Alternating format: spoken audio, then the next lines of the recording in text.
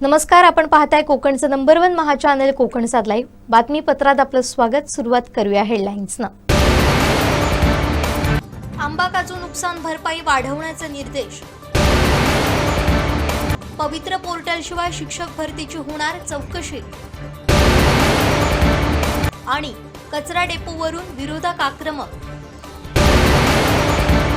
आता पाहूया सविस्तर बातम्या। दिवाणी न्यायालयासमोर कार आणि गॅस वाहतूक करणाऱ्या टेम्पोचा अपघात झाल्याची घटना घडली आहे। या अपघातामुळे रस्त्याच्या दोन्ही बाजूंना वाहनांच्या मोठ्या रांगा लागल्या होत्या, ज्यामुळे वाहतुकीचा मोठा खोळंबा झाला।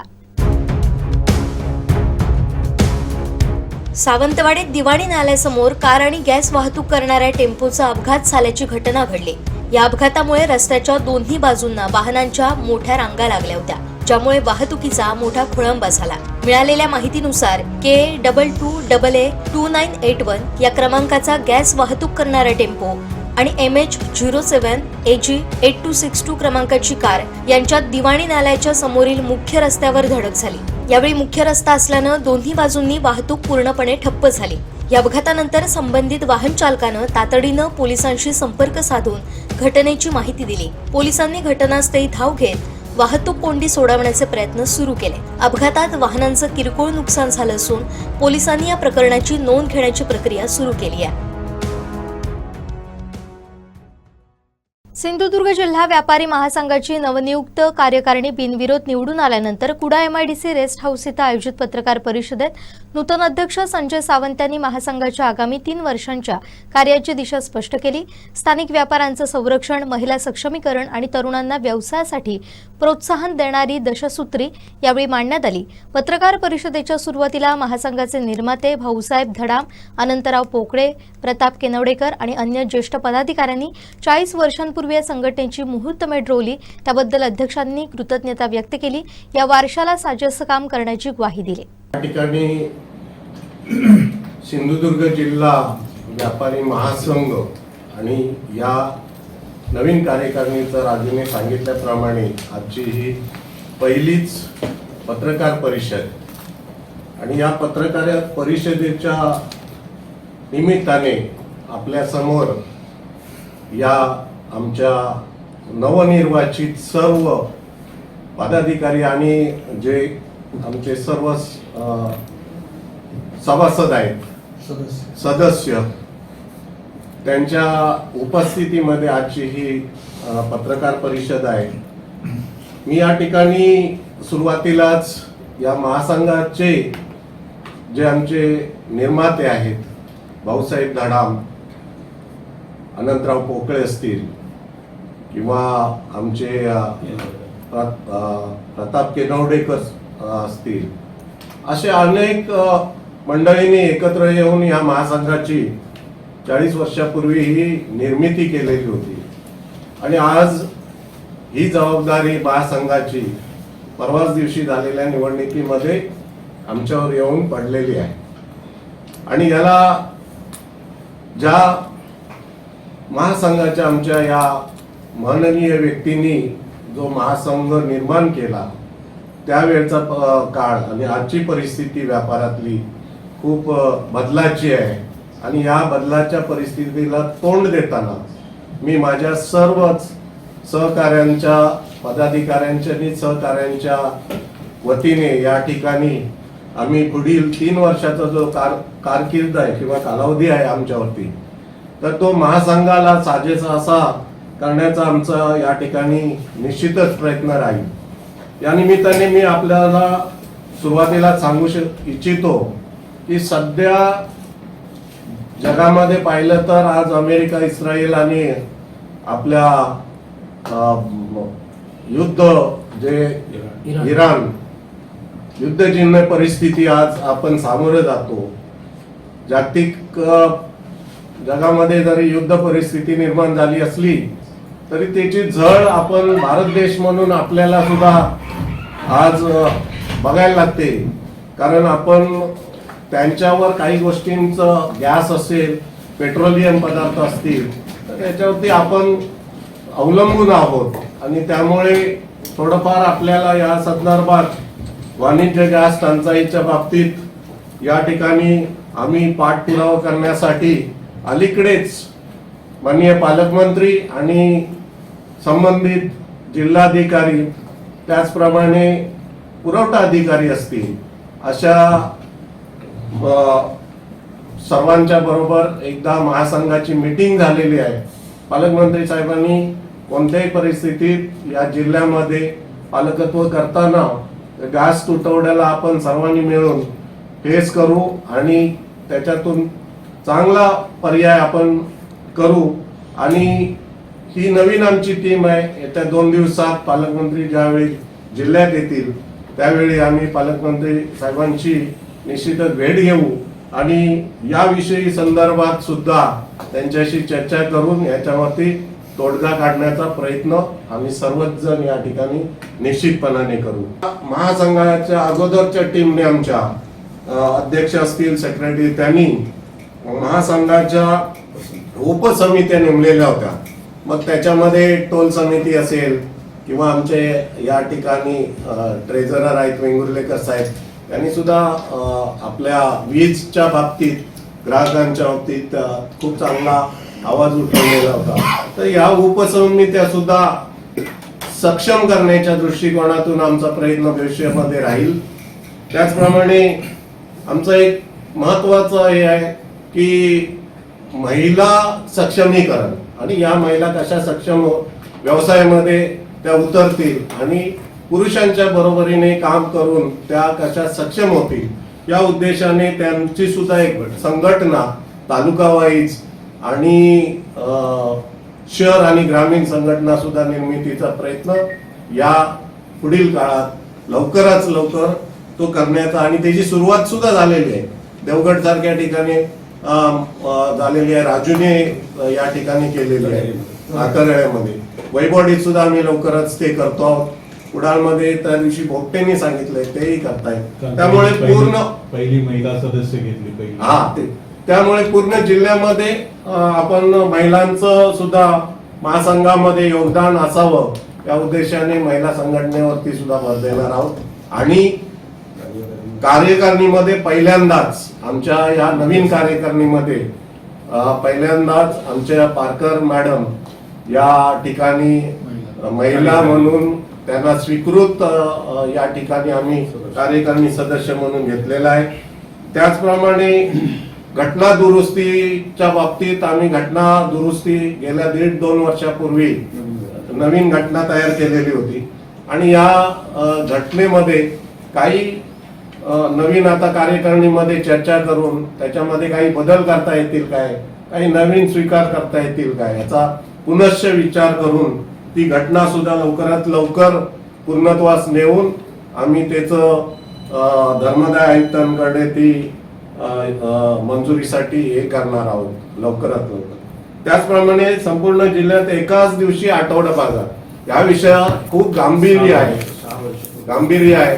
कारण बाहेरील व्यापारी मोठ्या प्रमाणात परराज्यातील व्यापार करून जातात आणि बाजार दिवशी एकाच दिवशी बाजार नसल्यामुळे अल्टरनेट बाजारामध्ये ते फिरतात, भाजी असेल किंवा अन्य कडधान्य धान्य, आणि अशा वेळी ते मोठ्या प्रमाणात इथून आपल्या जिल्ह्यातून धंदा करून जातात, कुठल्याही प्रकारचा टॅक्स भरत नाही. आणि आमचा मात्र व्यापारी आठवडाभर शांत बसून राहतो.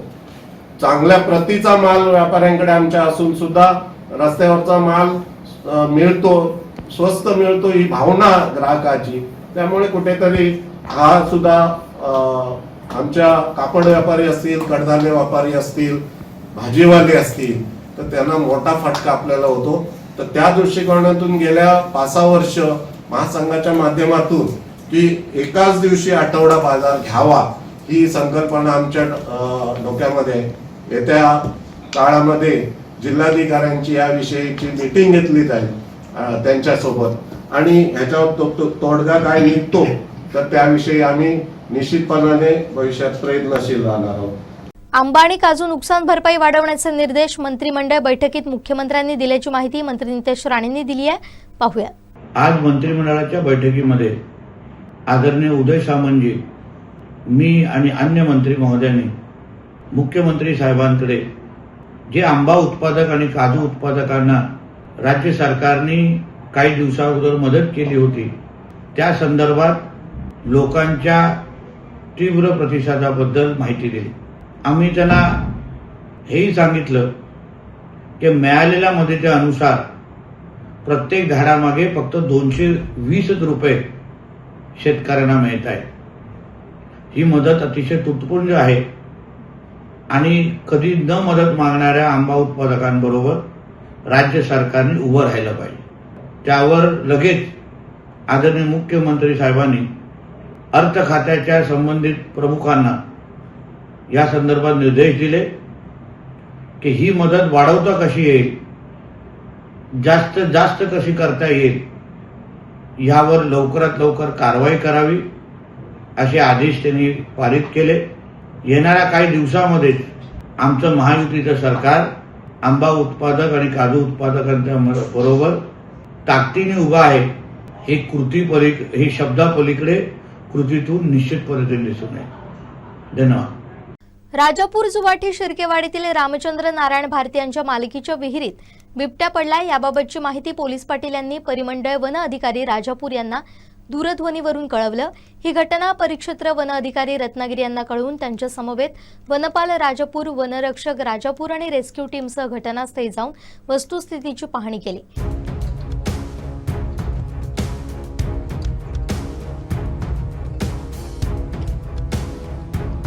बिबट्या विहिरीमध्ये असलेल्या दगडावर बसला असल्याचं दिसून आलं. विहिरीची उंची सुमारे 30 ते 40 फूट होती.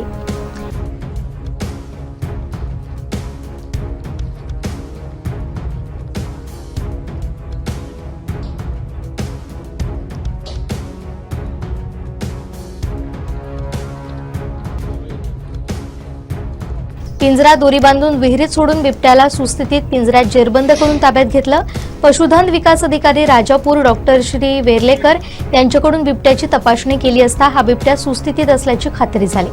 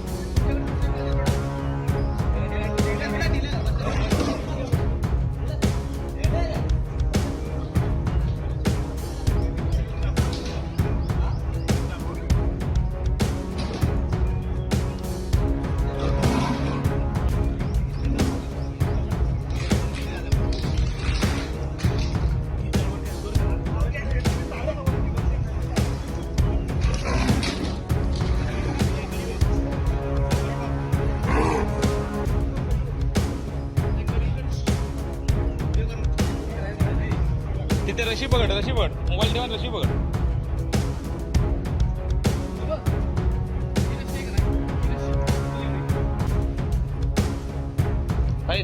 रशी जोड इकडे, रशी जोड इकडे.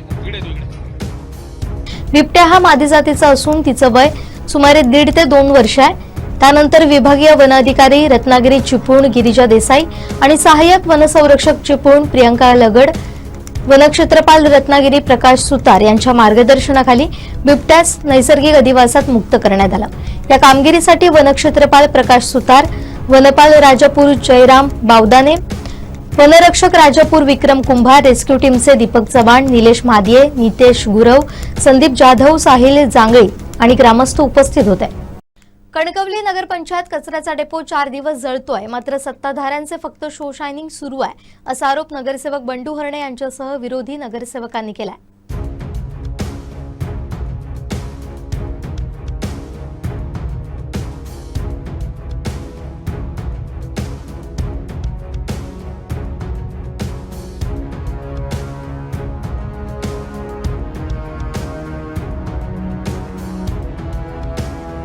आताच सन्माननीय आमचे गटनेते सौ सुप्रिया नलावडे मॅडम आणि आम्ही सर्व नगरसेवक मेघा असेल सर्व 9च्या 9 नगरसेवक आम्ही आताच कणकवलीच्या गार्बेज डेपोला भेट देऊन आलो. गार्बेज डेपोला जेव्हा भेट दिली तर आता तुम्ही पुन्हा जाऊन पाहू शकता. तर सगळं शूटिंग आणि फोटोग्राफ तुम्हाला मी देतो. शनिवारी लागलेली आग आता जर पाहिली तर संपूर्ण जो गार्बेज डेपोचा जो डम्पिंग ग्राउंड आहे म्हणजे 3 एकरामध्ये त्यात टोटल आग लागलेली आहे. एकही जागा अशी नाही की जिथे आग नाही. 1 स्क्वेअर म्हणजे 10 स्क्वेअर फीट. आता गेली शनिवारपासून आपण तिथून माहिती घेतली. काही प्रमाणात आग विझवण्याचे प्रयत्न नगरपंचायतीकडूनही झाले, पण आग प्रामाणिकपणे विझली पाहिजे आणि त्याचं ते सातत्य पाहिजे आणि ते दिसून आलं नाही. जर सातत्य असतं तर आज सगळी एकही आता आग थोडक्यात 1-2 दिवसात ती संपेल आग, म्हणजे अशी स्थिती आहे. आणि ही वस्तुस्थिती आपल्या माध्यमातून कणकवलीकरांसमोर यावी यासाठी हा विषय मांडत आहे. या बाबतीतले फोटो, शूटिंग, व्हिडिओ आपल्याला ग्रुपवर देतो मी काही वेळा. तर त्यानंतर आपण कचरा डेपोची पाहणी केली.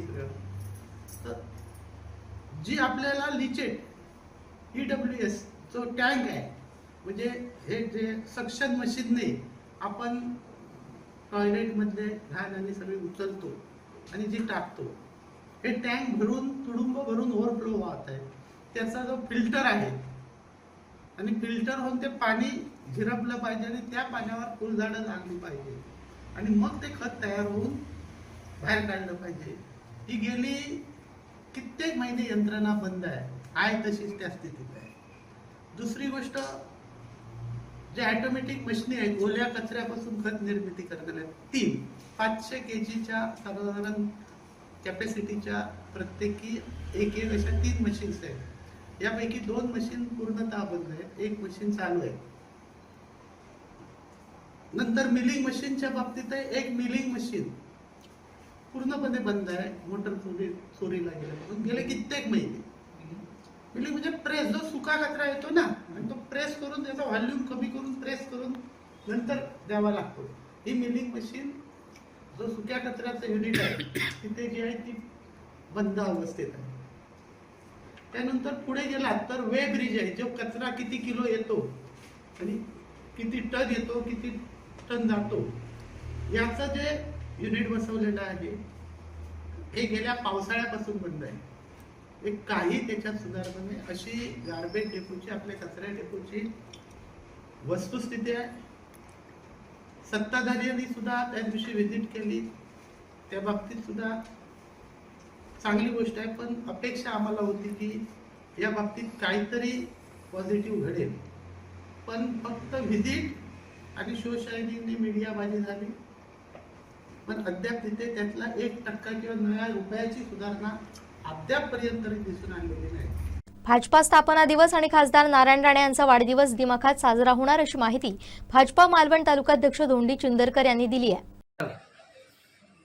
आज मुद्दामून प्रेस अशासाठी बोलावलेली आहे की सगळ्यात महत्त्वाचा म्हणजे 2 विषय आपल्यासमोर या ठिकाणी आपल्या माध्यमातून जायला पाहिजे.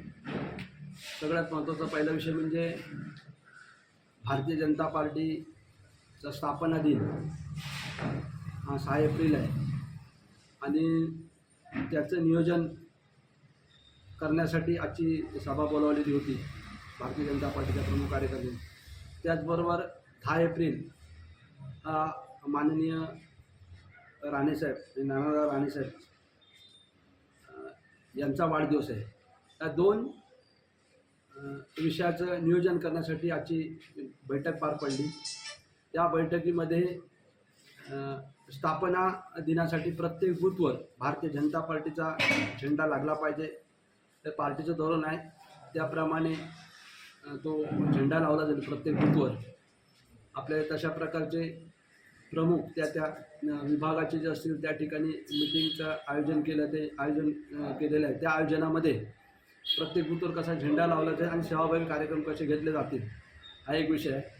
आणि वाढदिवस आहे माननीय राणेसाहेबांचा. आता 6 आणि 10 म्हणजे 6, 7, 8, 9, 10 हे सलग 5 दिवस एक आपले म्हणजे 6 ते 10 पर्यंत विविध प्रकारचे कार्यक्रम म्हणजे स्थापना दिन आणि राणेसाहेबांचा वाढदिवस अशा प्रकारच्या या नियोजनातून एक सलग 5-6 दिवस कार्यक्रम या ठिकाणी होतील आणि आपल्या माध्यमातून ते पोचावं.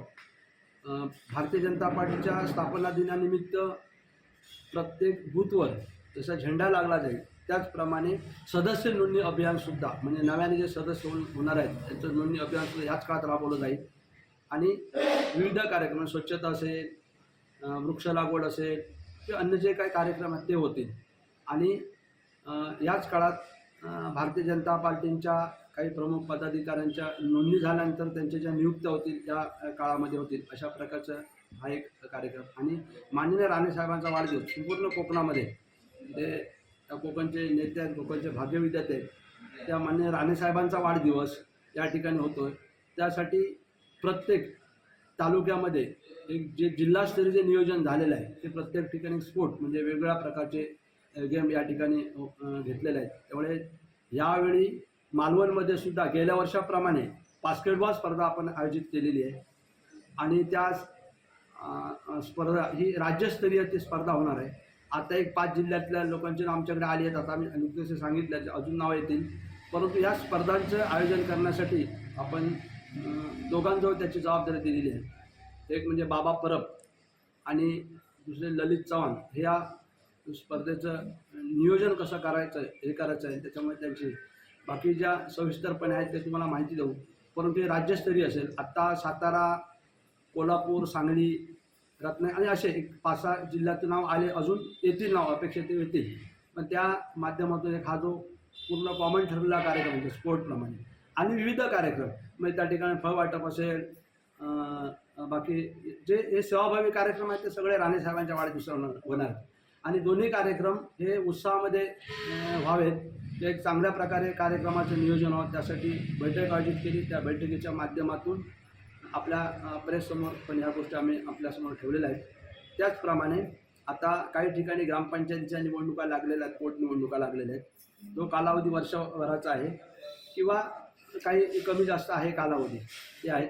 त्या ज्या निवडणुका होतात त्याच्यामध्ये आम्ही त्याही ठिकाणी आम्ही आमच्या स्थानिक कार्यकर्त्यांना सूचित केलं आहे की शक्यतो ह्या आता सारखं नाही म्हणजे पूर्वीसारखं आता राहिलं नाही. ह्या निवडणुका सार्वत्रिकपणे म्हणजे समजा या उदाहरणार्थ समजा आता पळसम त्या ठिकाणी सरपंच आहे, चौके सरपंच आहे, सुपाळ सर ह्या निवडणुका होतील काय त्या पूर्वी सदस्यातून तशा होणार नाही तर थेट निवडणुका त्या पूर्ण गावाची निवडणूक होणार. म्हणून काही न करता भारतीय जनता पार्टीची अशी भूमिका राहिली की त्या ठिकाणी शक्यतो गाव पॅनल करा, गावातील लोक एकसंघ बसा, निवडणुकीमुळे कसला वादविवाद होता कामा नये आणि गाव पॅनलच्या माध्यमातून त्या निवडणुका व्हाव्यात आणि अशी भारतीय जनता पार्टीची आम्ही तशा प्रकार सूचना केल्या.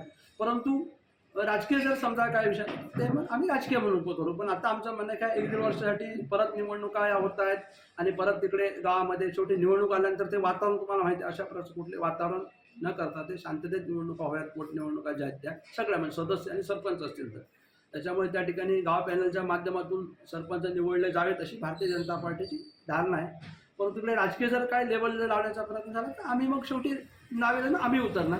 परंतु त्या निवडणूक चांगल्या प्रकारे पार पडत अशा कॅप्टन खरात प्रकरणी मंत्रिमंडळाच्या बैठकीनंतर महिला व बालविकास मंत्री अदिती तटकरे यांनी भूमिका मांडली आहे. त्या काय म्हणाल्यात पाहूयात. नाही, खरं तर ही टीका अतिशय दुर्दैवी आहे. कारण मी ज्या वेळेला हे प्रकरण झालं त्यावेळेला सर्वात पहिले या संदर्भातले प्रतिक्रिया देणारे जे काही मोजकी जण होती त्याच्यातली मी एक होती. या अतिशय घृणास्पद आणि निंदनीय प्रकार आहे आणि याचं समर्थन किंवा या संदर्भामध्ये वेगळी काही भूमिका घेण्याचं काही कोणाचाच दृष्टिकोन किंवा त्याबद्दल काही हे असावी अशाचं काही कारण नाही. मी त्यावेळेलाही स्पष्टपणाने म्हटले होते की राज्याचे मुख्यमंत्री देवेंद्र फडणवीस साहेबांनी त्या संबंध प्रकरणामध्ये एक SIT स्थापन केलेली आहे. त्याचा संपूर्ण जे काही त्या SITचे जे इन्चार्ज आहेत त्या एक महिला अनुभवी पोलीस अधिकारीच त्या ठिकाणी दिलेले आहेत आणि जी राज्याचे मुख्यमंत्री देवेंद्र फडणवीस साहेबांची भूमिका आहे त्यांच्या मंत्रिमंडळातलीच मी एक सदस्य आहे. त्याच्यामुळे जी मुख्यमंत्र्यांची भूमिका तीच मंत्रिमंडळातली मंत्री म्हणून ही त्या ठिकाणी माझी भूमिका. त्यामध्ये एक गोष्ट आहे की ज्या महिलांवर त्याच्यामध्ये अन्याय झाला, ज्या पीडित महिला आहेत यांना न्याय देणं, यांना न्याय मिळणं हा त्याच्यातला मूळ आणि प्रामुख्याचा मुद्दा आहे आणि त्या संदर्भामध्ये आम्ही मुख्यमंत्री महोदयांनाही विनंती केली, एक महिला म्हणूनही केली, एक लोकप्रतिनिधी म्हणूनही केली आणि महिला व बाल विकास विभागाची मंत्री म्हणूनही केली की त्या पीडित महिलांना न्याय मिळाला पाहिजे एक, आणि त्याच्यामध्ये जे कोणी दोषी असतील त्यांना कठोरातली कठोर शिक्षा ही त्या ठिकाणी झाली. राज्यात पवित्र पोर्टल शिवाय करण्यात आलेल्या शिक्षक भरती प्रक्रियेतील सर्व नियुक्त्यांची सखोल चौकशी करण्याचा निर्णय आता शालेय शिक्षण विभागाकडून घेण्यात आलाय. उच्च न्यायालयाच्या निर्देशाचा आधार घेत मंगळवारी शासन निर्णय जारी केलाय. राज्यभरातील अनेक वर्षांपासून सुरू असलेल्या अनियमित शिक्षकांच्या भरतीची चौकशी केली जाणार आहे. शिक्षक भरती प्रक्रिया पारदर्शक आणि गुणवत्ता आधारित व्हावी यासाठी 22 जून 2017 पासून पवित्र या ऑनलाईन प्रणालीद्वारेच भरती करणं बंधनकारक करण्यात आलं. मात्र काही खासगी आणि अनुदानित शाळांनी विविध कारणं देत ही प्रणाली न वापरता थेट भरती केल्याच्या घटना समोर आल्या. लॉग इन आयडी न मिळणं, प्रशासनाकडून वेळेत प्रतिसाद न मिळणं यांसारखी कारणं पुढे करत संस्थांनी स्वतःच्या स्तरावर नियुक्त्या केल्याचं निदर्शनास आलंय. या पार्श्वभूमीवर उच्च न्यायालयानं अशा प्रकरणांबाबत तीव्र नाराजी व्यक्त करत पवित्र पोर्टलशिवाय झालेल्या भरतींचा सविस्तर अहवाल तयार करण्याचे आदेश शासनाला दिले होते. या आदेशांची अंमलबजावणी करण्यासाठी राज्य सरकारनं प्रत्येक शिक्षण विभागात विभागीय शिक्षण उपसंचालक यांच्या अध्यक्षतेखाली 3 सदस्यीय उच्चस्तरीय समित्या स्थापन करण्याचा निर्णय घेतलाय. विभागीय शिक्षण उपसंचालक यांच्या अध्यक्षतेखाली 3 सदस्यीय समित्या स्थापन करण्यात येणार आहेत. त्या समित्यांमध्ये संबंधित विभागातील 2 अधिकारी सदस्य म्हणून असतील आणि त्यांची निवड करण्याचा अधिकार अध्यक्षांना देण्यात आलाय. शेवटी ठळक घडामोडी पुन्हा एकदा. आंबा काजू नुकसान भरपाई वाढवण्याचे निर्देश. पवित्र पोर्टलशिवाय शिक्षक भरतीची होणार चौकशी. आणि कचरा डेपोवरून विरोधक आक्रमक. बातमीपत्रात वेळ झाली इथेच थांबण्याची. पाहत राहा कोकणचं नंबर 1 महा चॅनल कोकण साध लाईव्ह. धन्यवाद.